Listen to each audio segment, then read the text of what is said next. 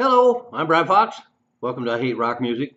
And this is my second video about bands that are kind of associated with Captain Beefheart. As I mentioned in the other video, a lot of these bands definitely have a little bit of Beefheart pixie dust in them and are well worth checking out, some more than others. I like it all. Anything that has anything out of that specific Captain Beefheart music universe intrigues me a lot. And the next band I'm going to talk about is Moo, M-U, and they managed to put out one album in 1971 on United Artists Records. So they definitely made it to the major labels, and it's called In Search of the Lost Continent of Moo, which Merrill Fankhauser was really interested in. So the whole record kind of has that theme. But Jeff Cotton, after he left the Beefheart band, after the Trout Mask replica sessions. A lot of the Magic Band members really were not happy working with Captain Beefheart. I guess he could be very difficult, and of course the recording of Trout Mask replica is very trying on all of them.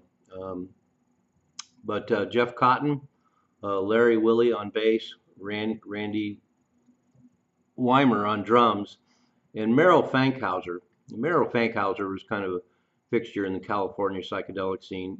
He had a record out by HMS Bounty, and then another record by a band called Fopper Dockley. And John French played with Merrill Fankhauser earlier in the Merrill and the Exiles, as did Jeff Cotton. So all these guys kind of have a connection. I find that really intriguing, this little family of musicians.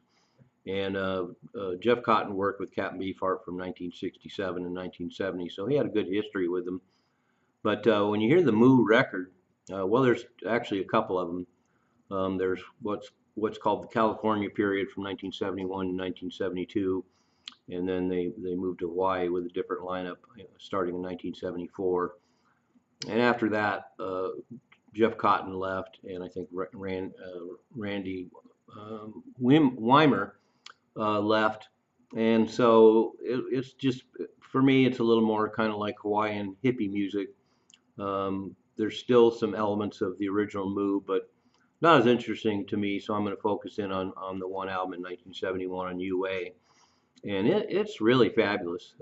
It's kind of like a lot of the musical accompaniment is a lot like a way toned down, restrained Beefheart Magic Band. There's really interesting drum parts, very Beefheartish, very much like John French. And then Jeff Cotton wrote a lot of riffs that were similar to what he did with Beefheart. And he's a great slide player. Let's remember he ended up taking Ry Cooder's place when Ry Cooder left the original Magic Band. And then Jeff Cotton was brought in, very formidable slide player, a really interesting player. It seems like the work he did, which is very limited, he definitely digested the work he did with Captain Beefheart, and it came out on the Moo record. And Moo is pretty much Fankhauser's project, and there's a lot of interesting vocal arrangements. It definitely has kind of a desert vibe to it, very understated. Some additional players on it, including a saxophone player, and really interesting, involved pieces. Definitely kind of like hippie desert music, but just that little bit of pixie dust from Jeff Cotton and his Captain Beefheart experience makes it a lot more interesting and takes it up a notch. And the material's pretty all over the map in a way. There's a few acoustic tunes that are still oblique enough to be interesting, and then there's the band material, which is just wonderful. I could definitely hear Beefheart even singing on some of it. It's so related to Beefheart with the complex rhythm. And I got to hand it to Randy Weiner, the drummer. Definitely does a pretty decent job of replicating some of the classic John French rhythmic patterns that were done with Captain Beefheart and the Magic Band. So it's definitely one of the more intriguing side projects involving people that used to be in the Captain Beefheart band.